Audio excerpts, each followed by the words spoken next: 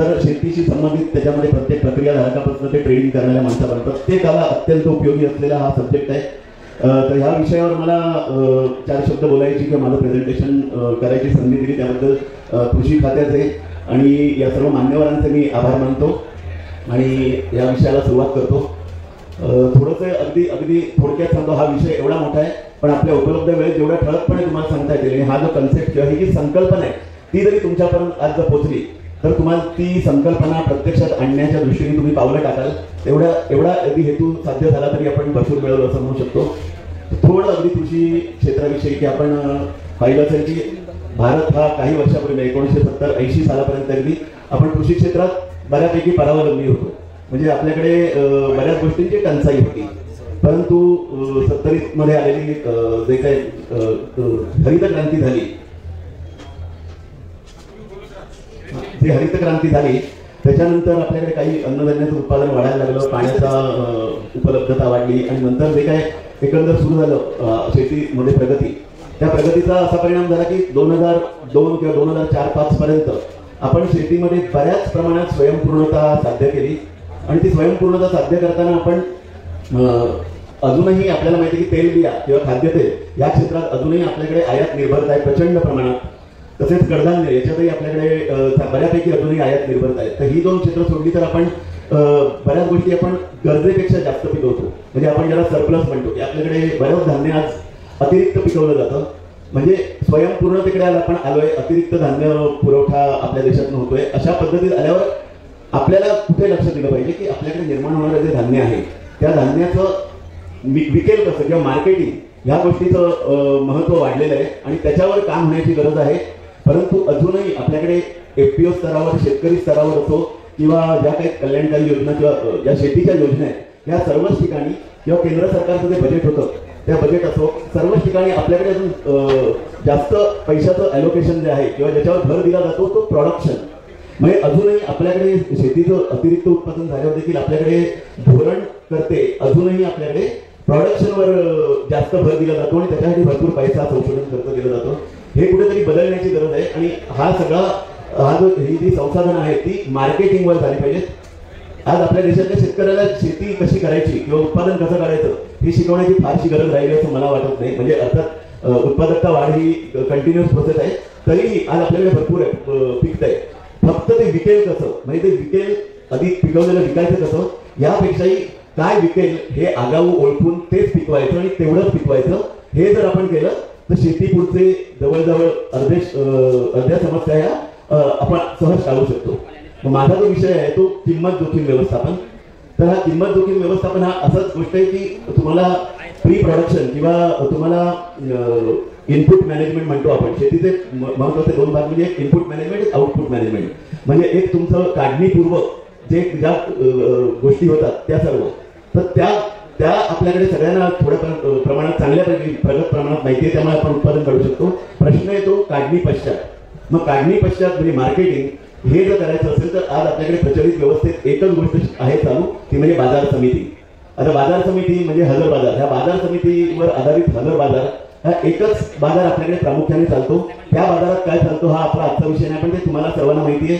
किंवा दुसरी गोष्ट अशी की परिस्थिती शेतकऱ्याची अशी की आपला माल काढणी केल्यापासून पहिल्या 2 महिन्यात जवळजवळ 60-70% माल विकला जातो. ही साधारण परिस्थिती आहे. फार तर 3 महिने. तेव्हा कुठल्याही शेतमालाचे भाव हे चांगले नसतात, अत्यंत खालच्या पातळीला असतात. नंतर ते भाव वाढायला लागतात जेव्हा शेतकऱ्यांचा माल असंच नेहमी तुम्हाला नेहमीच प्रश्न पडला असेल की असं नेहमी काय होतं की शेतकऱ्याचा माल जेव्हा त्याच्याकडनं जातो त्याच्यानंतरच बाजारामध्ये तेजी येते. तर हे सगळं काय नक्की कसं होतं ह्या गोष्टी मग आपण याच्यामध्ये तरुण जाऊ शकतो का की आपल्याला जर साठवणूक करता येत नसेल तर मग साठवणूक न करताही आपल्याला जो उच्च बाजारभाव जो मिळतो तो मिळू शकेल का. म्हणजे सुरुवात थोडक्यात सांगायचं तर शेतकऱ्याला सर्वात मोठा जोखीम कुठली असते. सगळ्या जोखमी शेवटी शेतकऱ्यालाच असतात पण त्यातही सर्वात मोठी जोखीम कसली असते की किंमत जोखीम व्यवस्थापन. तर हे जोखीम व्यवस्थापन कसं करायचं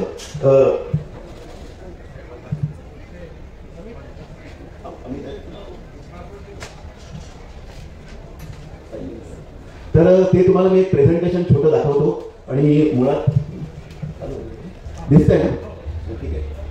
तर थोडंसं मक्याबद्दल मी सांगतो की अर्थात ते काय अगदी जुजबी माहिती आहे की भारताचं मक्याचं साधारणपणे पीक 32 दशलक्ष टन म्हणजे 320 लाख टन. तर जगातलं उत्पादन हे 1160 हे गेल्या वर्षीचं आहे, 1160 दशलक्ष टन एवढं आहे. तर त्यामुळे भारताचा वाटा जगात मक्याच्या बाबतीत म्हणायचा झाला तर फक्त 2 ते 3% आहे. परंतु मक्याचं आपल्याकडे महत्व वाढत चाललेलं आहे, उत्पादन विक्रमी होत चाललंय दरवर्षी. पोल्ट्री उद्योग वाढला आहे, त्यामुळे मक्याला एक व्यापारीदृष्ट्या महत्व येत आहे आणि एक कॅश क्रॉप म्हणून चांगल्या प्रकारे त्याचा ऍक्सेप्टन्स किंवा अडॉप्टेशन चालू झालेलं आहे. इतर मका उत्पादक देश आहेत, अमेरिका जवळजवळ 30 ते 35%, 1160 दशलक्ष टनापैकी 30 ते 35% अमेरिकेचा आहे. चीन दुसऱ्या क्रमांकावर आहे जागतिक याच्यामध्ये 25%. तर भारतात कर्नाटक, मध्य प्रदेश, महाराष्ट्र, बिहार हे प्रमुख उत्पादक आहेत. आंध्र, तेलंगणा, तामिळनाडू आणि उत्तर प्रदेशमध्ये पण मक्याचं महत्व वाढत आहे. आणि मक्याचं पेरणी खरीप आणि रबी या दोन्ही हंगामात होते. वापरही त्याचा न्याहारी पदार्थ, साखर, पशुखाद्य, स्टार्च आणि टेक्स्टाईल या सर्व प्रमाणात मोठ्या प्रमाणावर वाढू लागलेला आहे. त्यामुळे मक्याकडे एक सिरियस किंवा महत्वाचं पीक म्हणून आपण बघतोय. पोल्ट्री उद्योगामध्ये महत्वाचं एक मक्याचा वापर कुठे होतोय तर पोल्ट्री उद्योग म्हणजे कुक्कुटपालन इथे 47% मका जातोय आणि इतर पशुखाद्य 13, म्हणजे एकंदर 60 ते 65% मका हा केवळ पशुखाद्य या क्षेत्रामध्ये जातोय. आणि आपण बाकीचं बघितलं की तर अन्नासाठी सुद्धा 13 म्हणजे थेट खाण्यासाठी अन्न पदार्थ याच्यामध्ये 13% जातोय. प्रोसेस फूड म्हणजे मक्याचे जे काय चिप्स बनवतात किंवा काय त्याच्यामध्ये एक साधारणपणे 7% आहे.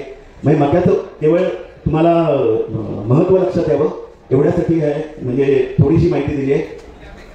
आता आपण बघितलं की मक्याचं आपला विषय आजचा जोखीम व्यवस्थापन, किंमत जोखीम व्यवस्थापन. म्हणजे हा मका जेव्हा तुम्ही पिकवता तेव्हा एक मागची 1-2 वर्ष सोडली, एखादं वर्ष की मक्याला तुम्हाला खरोखर चांगले भाव मिळत आहेत. पण थोडंसं त्याच्याने मागे गेलं, 1920च्या मागे गेलं तर तुम्ही नेहमी पाहिलं असेल की मका 12 रुपये किलो किंवा 1200 रुपये क्विंटल हा भाव जरी काढणीच्या वेळेला मिळाला तरी भरपूर अशी परिस्थिती होती. या 2 वर्षात बऱ्यापैकी चित्र बदललंय, परंतु तेच पुढे राहील असं नाही. तर पुढे काय होईल ते माहिती नाही, पण आपण तयार पाहिजे की बाजारात काय होऊ शकतं. तर त्याच्यासाठी ज्या तुम्हाला जी रिस्क आहे किंमत जोखीम व्यवस्थापनाची, ती रिस्क किंवा ती जोखीम आपण कशी मॅनेज करायची शेतकरी म्हणून किंवा FPO म्हणून, त्या दृष्टीने हे पुढचं प्रेझेंटेशन फार महत्वाचं आहे. तिथे खूप लक्ष द्या आणि कॉन्सन्ट्रेशननी ऐका.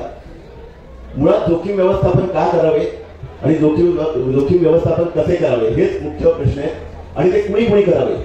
तर ह्या प्रश्नांची उत्तरं म्हटलं तर आपण ज्यावेळेला जोखीम व्यवस्थापन सर्वांनी करावं.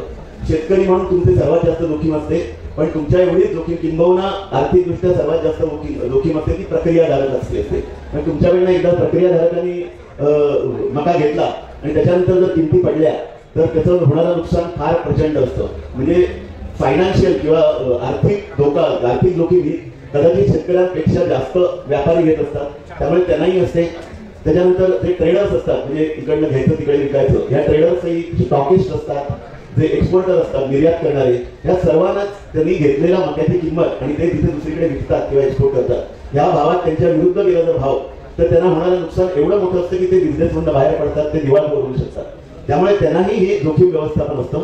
तर या सर्व व्यक्तींना सामावून घेईल असं एक प्रकारचं एक मंच, हा मंच जर तुम्हाला असा एक दिला की जो बाजार समितीमध्ये होणारी जी फसवणूक असेल, ती पिळवणूक असेल किंवा शोषण असेल, ते किती वेगवेगळ्या प्रकारचं होतं हे मी फार जात नाही, पण तुम्हाला अगदी मोजून सांगतो की बाजार समितीमध्ये तुम्हाला भाव कमी मिळतो याचं एक मुख्य कारण असेल की तुम्ही ज्या समितीत जाता तिथे 4च जण घेणारे असतात, मका विकणारे 400 जण असतात.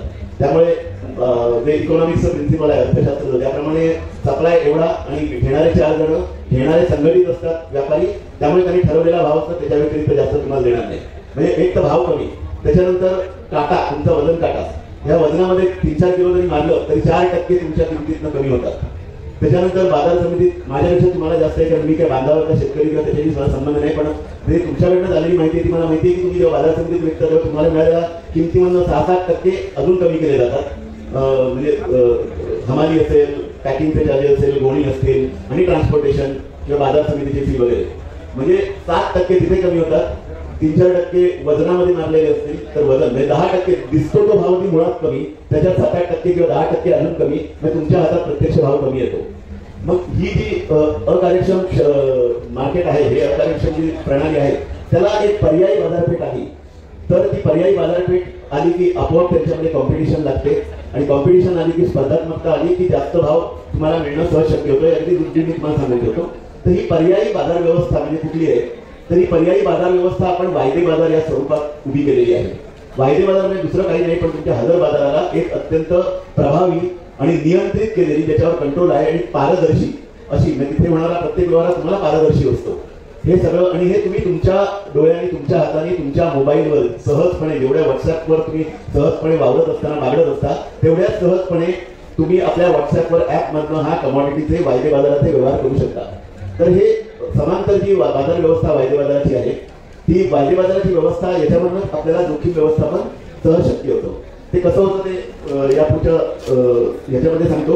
हे जरी सोयाबीनमध्ये असेल तरी कृषी मालाच्या प्रत्येक पिकामध्ये हेच होतं. हे मागील 11 वर्षातले, हा जो चार्ट आहे, हा मागील 11 वर्षातले सोयाबीनचे बाजारभाव आहेत. त्याच्यात तुम्हाला काय दिसत असेल, हे हजर बाजारातले बाजार समितीतले भाव आहेत. तुम्हाला याच्यामध्ये जे सर्कल केलेलं आहे, त्या सर्कलमध्ये तुम्हाला या सर्कलमध्ये दिसून येईल, इथे जास्त दिसेल, गेल्या 2 वर्षात जास्त मोठ्या प्रमाणावर झालंय. की काय होतंय नेमकं, की हा जो भगव्या रंगाची तुम्हाला जी एक बार दिसतोय, हा म्हणजे तुमचं सोयाबीन पेरणीची वेळ आहे आणि हा जो हिरवा सुरुवात होते तिथे तुमची सोयाबीनची काढणीची वेळ आहे. तर आता तुम्ही हे बाजारभाव तपासले तर तुमच्या लक्षात येईल की पेरणीच्या वेळा बाजारभाव उच्च पातळीवर असतो आणि ज्या वेळेला तुमच्या शेतकरी म्हणून शेतकऱ्याच्या हातात माल येतो, हा इथे, हा त्या हंगामातला सर्वात निचतम किंवा सर्वात निच्चांकी पातळी असते. हे 11 वर्षापैकी 9 वर्षामध्ये आलेलं आहे सोयाबीनचं. सर्व पिकांमध्ये मागील 70 वर्षाचा अभ्यास केला तुम्ही, चार्ट काढले किंवा डेटा तपासला तर हे दिसून येईल. पेरणीच्या वेळा अतिशय उच्चांकावर असलेले भाव, तुम्ही काढणी करता तेव्हा काढणीला तो भाव एकदम खाली आलेला असतो आणि त्यामुळे तुम्ही उच्च भाव बघून पेरणी करता आणि शेवटी तुमची फसवणूक होते किंवा तुमचा तोटा होतो. या पहिल्या 2-3 महिन्यात तुम्ही बघितलं भाव निच्चांकी पातळीवर राहिलेला आहे, कारण त्या 2-3 महिन्यात माल शेतकऱ्यांकडे असतो, तोपर्यंत भाव वाढत नाही आणि जेव्हा शेतकऱ्यांकडनं माल संपतो तेव्हा या पांढऱ्या भागामध्ये तुम्ही बघाल तर भाव पातळी कायम वर गेलेली आहे आणि ती पुढच्या हंगामाच्या पेरणीपर्यंत आहे.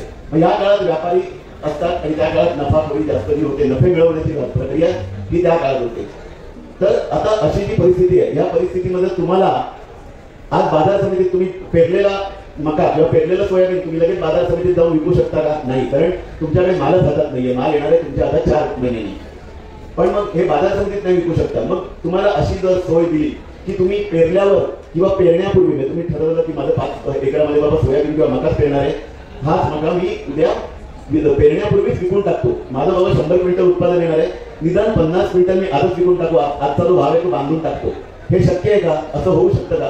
तर हे आजच्या युगात सहज शक्य आहे आणि हे जिथे शक्य होतं तो म्हणजे वायदे बाजार. तर तुम्ही पेरणी झाल्या म्हणजे ह्याच्यात तुम्हाला दिसेल की आपण पेरणीच्या बरोबर हा प्लॅन तुम्हाला लगेच दिसेल. हे 2021 मधलं आहे. सोयाबीन 10,000 गेलं तेव्हा, जर सोयाबीन 10,000 गेलं जुलैमध्ये, त्यावेळेला तुम्हाला वायदे बाजारात पुढच्या 4 महिन्यांचे वायदे तयार असतात. वायदे म्हणजे एक प्रकारचं कॉन्ट्रॅक्ट असतं की जे तुमचं सोयाबीन किंवा तुमच्या मालाचं जे कॉन्ट्रॅक्ट असतं तो वायदा असतो एक प्रकारचा, की तुम्ही ते 4 महिन्यांनी विकताय, आज विकताय, आज त्याची किंमत बांधून घेताय, त्याची प्रत्यक्ष व्यवहार माल देणं हा 4 महिन्यांनी होणार आहे. 4 महिन्यानंतर म्हणजे आपण समजा इथे असं एक उदाहरण देतो की इथे तुम्ही जुलैमध्ये तुम्ही ऑक्टोबर महिन्यासाठी सोयाबीन तुमचं विकून टाकलं, ऑक्टोबरमध्ये तुमच्या हातात माल येणार आहे, पण आज जुलैचा जो भाव आहे त्या जुलैच्या अनुषंगाने तुम्हाला इथे जो भाव मिळणार आहे तो जुलैच्या भावाच्या अनुषंगाने ऑक्टोबरचा, म्हणजे जुलै 10,000 असेल तर ऑक्टोबरला तुम्हाला 7.5 8.5 किंवा 9,000 तरी मिळेल, कारण त्यावेळेला बाजारात सप्लाय येणार आहे भरपूर, त्यामुळे तिथला भाव थोडा कमी असेल जुलैपेक्षा, पण तो आजच्या तुलनेतच थोडासा कमी असेल. तर अशा प्रकारचा हा इथे विकून टाकता येतो. आणि ऑक्टोबरमध्ये जेव्हा तुमच्या ऑक्टोबरकडे जसे तुम्ही जाता, म्हणजे तुम्ही एकदा तुमचा भाव निश्चित केला कुठल्या महिन्यात, जुलैमध्ये सोयाबीनचा किंवा मक्याचा, की जुलै ते ऑक्टोबर मध्ये तुम्ही फक्त आपल्या शेतावर कॉन्सन्ट्रेट करा, आपल्या उत्पादकता कशी वाढेल, आपलं पीक अधिक चांगलं जोमाने कसं येईल, त्याचे काय प्रॅक्टिसेस करता येतील त्या करून पिकावर कॉन्सन्ट्रेट करा. तुम्हाला किमतीची चिंता तुमची मुक्त झाला, तुम्ही किंमत म्हणजे चिंता मुक्त झाला किमतीच्या बाबतीत, कारण तुम्ही जुलैमध्ये आपली ऑक्टोबरच्या येणाऱ्या मालाची किंमत बांधून टाकलेली आहे आणि ब्रह्मदेव जरी खाली आला तर ती तुमची किंमत बदलू शकत नाही. हे तुम्हाला वायदे बाजारात मिळतं. तर ऑक्टोबरमध्ये जेव्हा तुमच्या हातात माल येतो, ऑक्टोबर महिन्यात तुमच्या ऑक्टोबरपासून सोडून द्या, आपण जुलैपासून ऑगस्ट सप्टेंबर मध्ये जाता तोपर्यंत सोयाबीनची किंमत 1,000 रुपयांनी समजा गडगडली आणि ती गडगडते, तर ही सोयाबीनची किंमत 1,000-2,000 रुपयांनी आपण एक उदाहरणार्थ धरूया, तुम्ही 8,000 ला ऑक्टोबरचा सोयाबीनचा भाव बांधून टाकला जुलैमध्ये. ऑक्टोबर सोयाबीनचा 8,000चा भाव बांधला जुलैमध्ये आणि सप्टेंबर येईपर्यंत ते 8,000चा भाव 6,000वर आला. जो दरवर्षी बघितलं तुम्ही 11पैकी 9 वर्षात असाच येतोय. तर तो 6,000वर आला. तर तुम्हाला आपल्या मालाची तिथे देण्याची चिंता करायची नाही. सप्टेंबर महिन्यातच तुम्ही एक्सचेंजवरनं आपलं जुलैमध्ये विकलेलं जे कॉन्ट्रॅक्ट आहे वायदा तो लगेच पुनर्खरेदी करा. तो किती पुनर्खरेदी कराल तुम्ही, त्यावेळेचा भाव घसरून 6,000 झालाय. म्हणजे तुम्ही 8,000ला विकलं, 6,000ला पुनर्खरेदी केला. म्हणजे मधला जो 2,000 रुपयाचा डिफरन्स आहे ते 2,000 रुपये हा तुम्हाला तुमच्या अकाउंटमध्ये लगेच येऊन पण गेलेला असतो. म्हणजे तुमचं सोयाबीन अजून शेतातच आहे, परंतु ते सोयाबीन किंमत घसरली आहे त्याच्यापासून जो होणारा तोटा आहे तो टळून तेवढे पैसे तुमच्या खात्यात आले.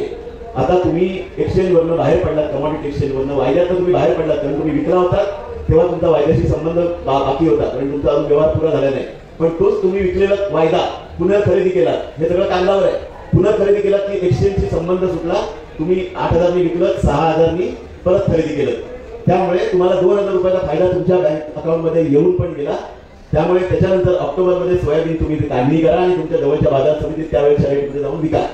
अशा प्रकारे जो हा जो इथला घसरण जी होती याच्यामध्ये जो आपण बघितलंय, ती घसरणीचा जो तोटा तुम्हाला झाला असता जर तुम्ही वायदे बाजारात गेला नसता, तो तोटा तुम्हाला वायदे बाजार तुमच्या अकाउंटमध्ये आणून देतो.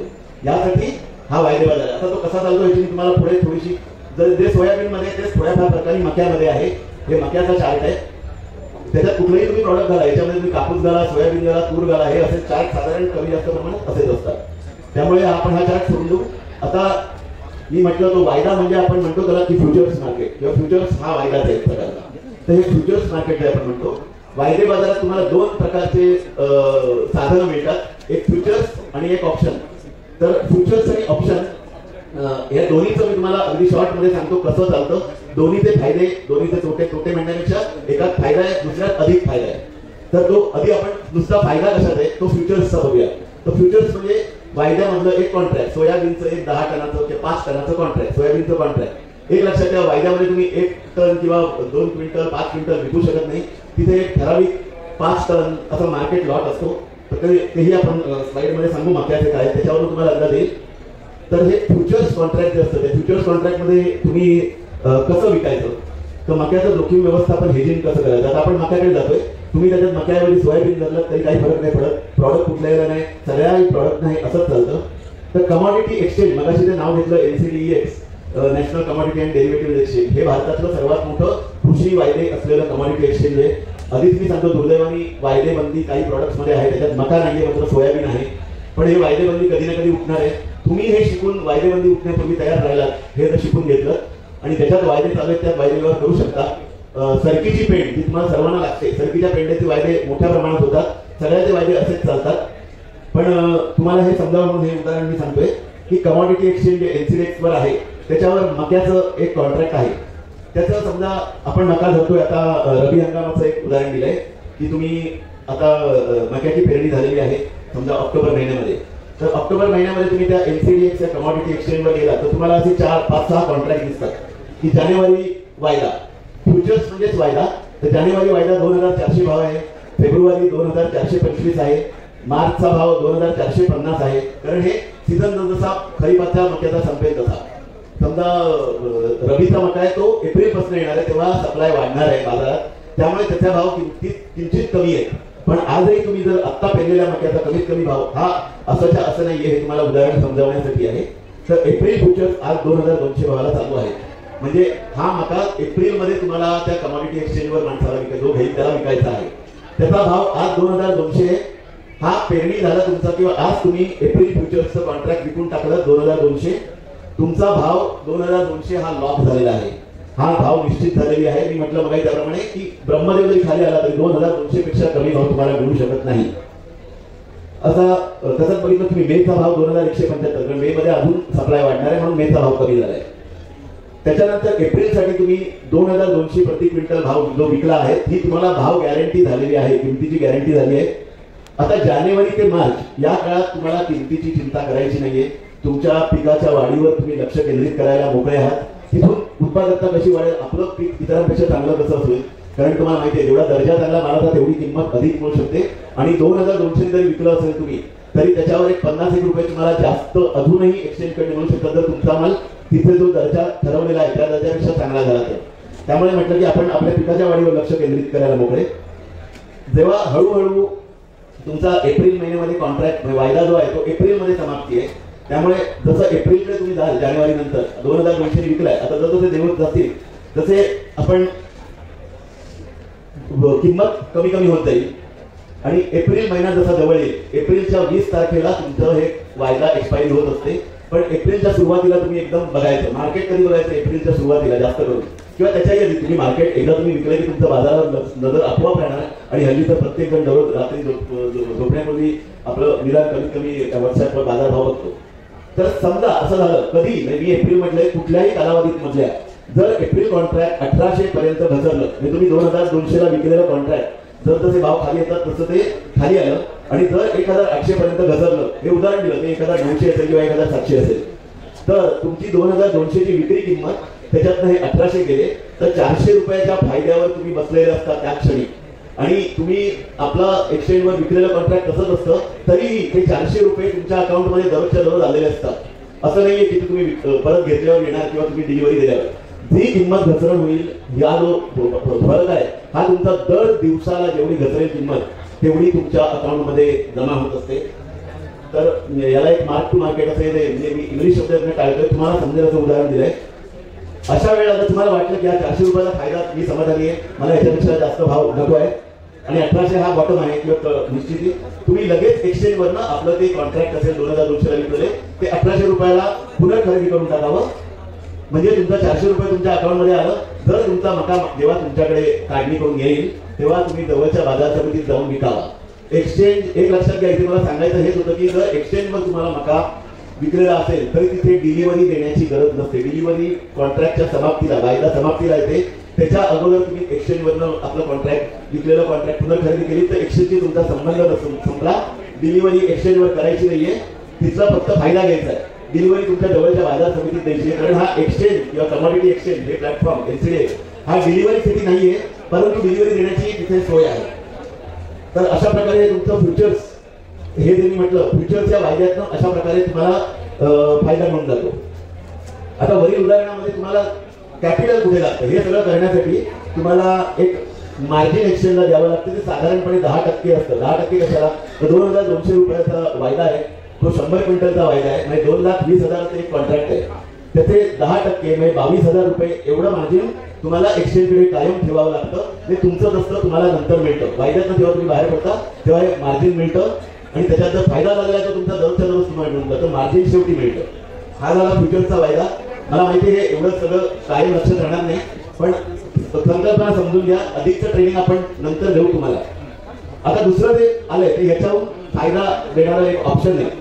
यामध्ये आपण काय करता तसंच लॉजिक समजा पण आपण एप्रिल फ्युचर्सची किंमत जेव्हा 2000 असेल तेव्हा तुम्ही फ्युचर्स न विकता आपण 2200 चे पुट ऑप्शन विकता. हे पुट ऑप्शन एक खास शेतकऱ्यांकरता निर्माण केलेलं साधन आहे कमॉडिटी एक्सचेंजनी आणि ते शेतकऱ्यांनाच नाही ते सरकारी यंत्रणांनाही फायद्याचं आहे. ते त्याची डिटेल आपण नंतर घेऊ. परंतु 2200 चा भाव आपण पुट ऑप्शन खरेदी केलं तर पुट ऑप्शन हा आपल्याला मका 2200 रुपये मध्ये विकण्याचा हक्क देते. याकरता तुम्हाला मार्जिन जे पहिल्या फ्युचर्स मध्ये तुम्हाला 10% मार्जिन द्यावं लागलं ते मार्जिन इथे द्यावं लागत नाही. त्याऐवजी तुम्हाला जसं तुम्ही पीक विम्याला एकदा प्रीमियम देता तसा एकदा एक प्रीमियम द्यावा लागतो साधारणपणे 5% असतो. म्हणजे तुम्ही 2200 जर मका विकला फूड ऑप्शनद्वारे तर त्याच्या 5% म्हणजे 110 रुपये एवढा तुम्हाला एकदाच प्रीमियम द्यायचा आहे. त्याच्यानंतर एक्सचेंजला काही द्यायचं नाही. जर एप्रिल मध्ये परत मका कॉन्ट्रॅक्ट 1800 रुपयावर घसरलं मागच्या उदाहरणातलं तर आपण दिलेला जो 110 रुपयाचा प्रीमियम आहे ना तो त्या प्रीमियमची किंमत 400 रुपयापर्यंत वाढू शकते. तो कधी 450 पण होऊ शकते किंवा 390 होऊ शकते अंदाजे सांगतोय. म्हणजे 110 रुपयाचा प्रीमियम 400 रुपये होतो तेव्हा तुम्हाला 290 रुपयाचा फायदा होतो.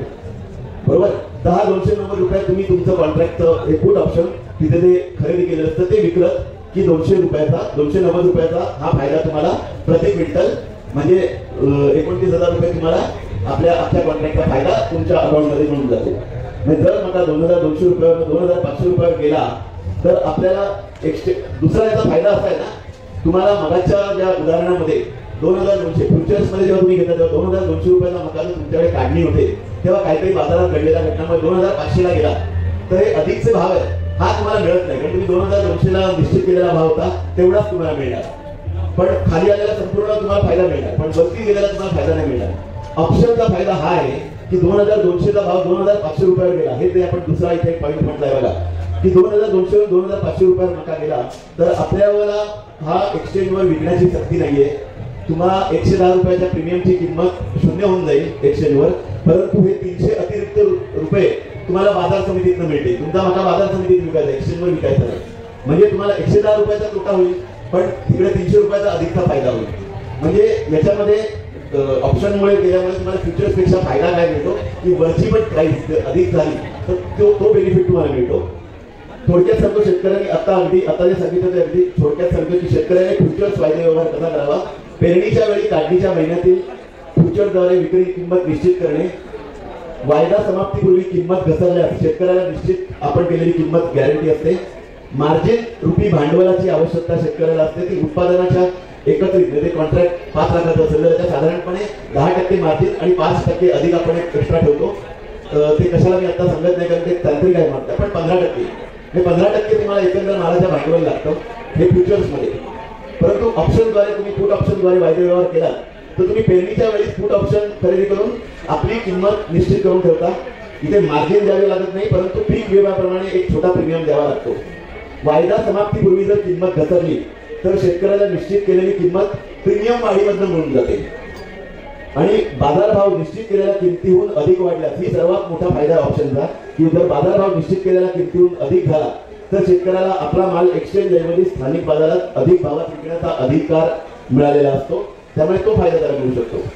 थोडक्यात फ्युचर ऑप्शन मध्ये जर आपण तुलना केली तर आपण फ्युचर्स मध्ये आपल्याला मंदीपासून संरक्षण मिळतं, फक्त मंदीपासून संरक्षण मिळतं, मात्र ऑप्शन मध्ये आपल्याला मंदीपासून संरक्षण आणि तेजीचा अधिकार अबाधित हे सर्वात शेवटचे पॉईंट आहेत. म्हणजे दोन्हीमध्ये फायदाच आहे, ऑप्शन मध्ये फायदा अधिक आहे आणि फ्युचर्स मध्ये फायद्याचं प्रमाण कमी आहे असं मी म्हणू शकतो. दोन्ही फायद्याचीच आहेत, दोन्हीची ऍडव्हान्टेज आहे. डिटेल ट्रेनिंग घ्याल तेव्हा आपण काय आपल्याला काय सुटेबल आहे कसं करता येईल हे आपण डिटेल ट्रेनिंग मध्ये करू शकतो. आता मी जे मगाशी म्हटलं की हे कॉन्ट्रॅक्ट असतं वायदे बाजार म्हणजे त्याच्यात क्वालिटी वगैरे ठरलेली असते, तर हे मक्याचं कॉन्ट्रॅक्ट मी इथे दाखवलंय. त्या मक्याचं कॉन्ट्रॅक्ट मध्ये लॉट साईज असते ती 10 टन म्हणजे 100 क्विंटल अशी असते. त्याच्यात जो भाव असतो तो रुपये प्रति क्विंटलचा भाव असतो, तो बाजार समितीत असतो. तसा डिलिव्हरी केंद्र ही आपल्याला बाजार समितीसाठी आपल्या स्थानिक बाजारात जवळ म्हणजे हे डिलिव्हरी सेंटर आपल्या प्रोडक्शन सेंटरच्या जवळ नसते सगळ्यांना, ती ठराविक आहे. तिथे तुम्ही असाल तर तुम्हाला एक्सचेंजवर डिलिव्हरी देऊ शकता, अदरवाईज एक्सचेंजवर डिलिव्हरी न देता केवळ किंमत जोखीम व्यवस्थापन करायचं. तर रबीसाठी गुलाबबाग बिहार एप्रिल ते सप्टेंबर मध्ये रबी मक्याचं कॉन्ट्रॅक्ट असतं, त्याच्यामध्ये छिंदवाडा मध्य प्रदेश इथे डिलिव्हरी देता येते आणि सांगली महाराष्ट्रामध्ये सांगलीमध्ये मक्याचं मुख्य डिलिव्हरी केंद्र आहे. आपल्याला औरंगाबादमध्ये मक्याचं उत्पादन जे वाढलंय त्या हिशोबाने आपल्याला जर राजकीय स्तरावरनं आणि कमॉडिटी एक्सचेंजचे जे जॉईंट प्रयत्न आपल्याला औरंगाबादमध्ये मक्याचं डिलिव्हरी सेंटर आणण्याकरता आपल्याला प्रयत्न निश्चित करता येऊ शकतात. मी एक विनंती आपल्या म्हणजे इथे जे मान्यवर कृषी अधिकारी आहेत ते अत्यंत प्रभावी आहेत त्यांच्या मार्फत हे होऊ शकतं. मग इथल्या भागातल्या लोकांना त्याचा खूप फायदा होईल. ही वायदा समाप्ती जी ज्या महिन्याचा वायदा तुमचा असेल त्याच्या 20 तारखेला समाप्ती होते. इथे देण्यात येणारा मालाचा दर्जा हा फार महत्वाचा असतो, जो मी इथे दाखवलाय की 400 म्हणजे प्रति 100 ग्रॅमचं सॅम्पलिंग केलं त्याच्यात 400 दाणे बसायला लागतात, इतक्या प्रतीचा माल लागतो. माती आणि कचरा जो असतो तो जास्तीत जास्त 2%, मोडके मक्याचे दाणे मोडलेले हे 6%हून जास्तीत जास्त 6%, आणि मॉइश्चर वगैरे दिलेलं आहे त्याच्यामध्ये किती चालेल हे सगळे जे दिलेले आहेत याच्या बाहेर तुम्हाला मका देऊन चालत नाही. त्यामुळे क्वालिटीच्या बाबतीत तुम्ही एक शिस्तबद्ध रीतीने करायला लागतं. पण हे कधी येतं हे डिलिव्हरी देण्याकरता. तुमचा मका ह्या क्वालिटीचा नसेल तरी तुम्हाला जे किंमत जोखीम व्यवस्थापन आहे पेरणीच्या वेळेला विकणं आणि काढणीच्या अगोदर ते पुन्हा खरेदी करून त्या किमतीचा डिफरन्स मिळवणं याच्यामध्ये ह्या क्वालिटीचा कुठलाही संबंध नसतो किंवा काहीही करायचं नसतं. तुम्ही फक्त किमतीचं जोखीम व्यवस्थापन करायचं आणि हा जो प्लॅटफॉर्म आहे हा किंमत जोखीम व्यवस्थापनाचाच आहे. एनसीडेक्स मध्ये तुम्हाला याच्याबद्दल अधिक माहिती एफपीओ साठी वगैरे कसं अकाउंट उघडायचं याची सगळी माहिती याच्या मी लिंक दिली आहे. धन्यवाद सर. मका पिकाचे आर्थिक व्यवस्थापन या विषयाच्या अनुषंगाने श्रीकांत कोळेकर सर कृषी पत्रकार वायदे बाजार तज्ज्ञ लोकसत्ता अग्रवाल यांनी मौलिक असं मार्गदर्शन या तांत्रिक चर्चासत्रामध्ये केलं. धन्यवाद.